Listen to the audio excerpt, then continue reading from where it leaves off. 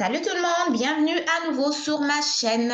Donc ici, on va voir c'est quoi les profils qui ont été sélectionnés par Arima au mois de décembre 2022 et ça va vous permettre donc de vous préparer au niveau de tout ce qui est pointage, tout ce qui est recherche d'emploi afin de pouvoir donc vous inscrire pour Arima 2023, ok? Donc, vraiment, le but de la vidéo, c'est pour vous montrer les exemples des profils qui ont été sélectionnés par Arima en 2022 pour pouvoir vous préparer pour Arima 2023. Donc, sans plus tarder, je vous montre ça tout de suite. Donc, je vais vous montrer premièrement les profils qui ont été ici. Sélectionnés le 1er décembre 2022 et aussi les invitations du 8 décembre 2022. Ok, donc le dernier tirage ou la dernière ronde d'invitation date du 8 décembre 2022 et c'est ça que je vais vous présenter pour pouvoir vous préparer vu aussi à pouvoir obtenir une invitation pour Arima 2023. Ok, donc sans plus tarder, regardons, on va cliquez sur le petit plus ici.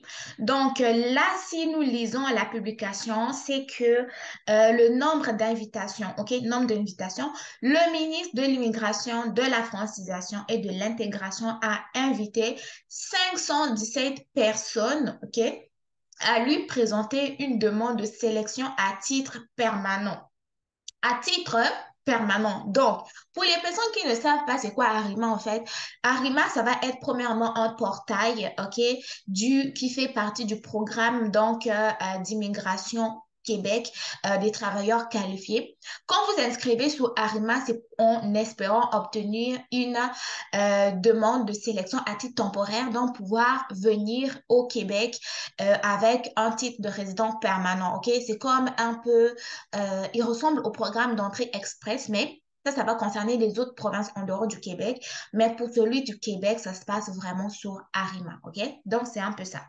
Donc, en date, pardon, du 8 décembre 2022, le gouvernement du Québec, donc le ministère de l'Immigration du Québec, a envoyé 517 invitations. Donc, 517 personnes en tout ont reçu une invitation à présenter une demande de résidence permanente.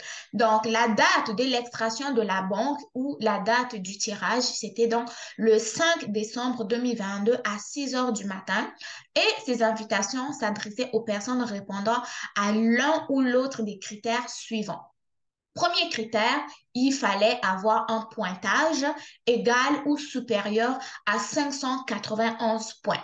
Pour connaître ou évaluer votre pointage, je vous invite à aller regarder la vidéo qui est sortie il n'y a pas longtemps sur ma chaîne où je vous démontre d'une façon fictive comment est-ce que vous pouvez calculer votre pointage. Ensuite, ces personnes-là détenaient une offre d'emploi valide à l'extérieur de la communauté métropolitaine de Montréal. OK? Donc, voici l'une des conditions importantes. Lorsque vous voulez ou lorsque vous espérez immigrer au Québec à titre de résident permanent, premièrement, il faut que votre pointage soit quand même assez environ dans les 500. Et ensuite, préférez vraiment venir travailler en région. Quand vous venez travailler en région ou voulez travailler en région, vous augmentez vos chances d'immigrer au Québec. Pourquoi? Parce que la plupart des immigrants choisissent Montréal et les environs et ils laissent les régions vides. Ce qui fait que en région, la pénurie de main-d'œuvre continue à accroître, les entreprises ferment, alors que ces entreprises-là, quand même, formulent leur doléance au niveau du gouvernement du Québec afin de leur apporter des travailleurs qualifiés. Mais cependant, ces travailleurs-là, quand ils postulent sur des offres d'emploi, ils vont aller plus à Montréal. Et d'ailleurs, vous allez peut-être vous remarquer que la plupart des personnes, des fois, ils vont postuler, ils n'ont pas de travail. Mais quand tu postules dans une région, tu augmentes tes chances d'immigrer au Québec. Et voilà même c'est cette possibilité-là qui faisait partie dans les critères de sélection pour les personnes qui ont reçu une invitation à présenter leur demande. Donc, vous voyez que la demande en professionnels ou en travailleurs continue d'accroître. La pénurie de main-d'œuvre au Québec, là, on ne va pas l'éradiquer du jour au lendemain. On a besoin des travailleurs qualifiés comme vous, mais cependant, vous devez venir travailler en région. En région, il y a tout ce qui est essentiel. Il y a les épiceries, il y a les hôpitaux, il y a des écoles, OK? Même si le système de transport est quand même réduit, mais oui, on a des transports en commun aussi, tout dépendamment de la région dans laquelle vous voulez. C'est mieux que vous veniez aussi en région, venez enrichir la culture, ne soyez pas juste à Montréal, venez aussi rendre les régions multiculturelles, OK? Venez nous rejoindre, nous autres. Donc, c'était ça. En date du 8 décembre, donc, c'était environ 517 personnes qui ont été élues ou sélectionnées.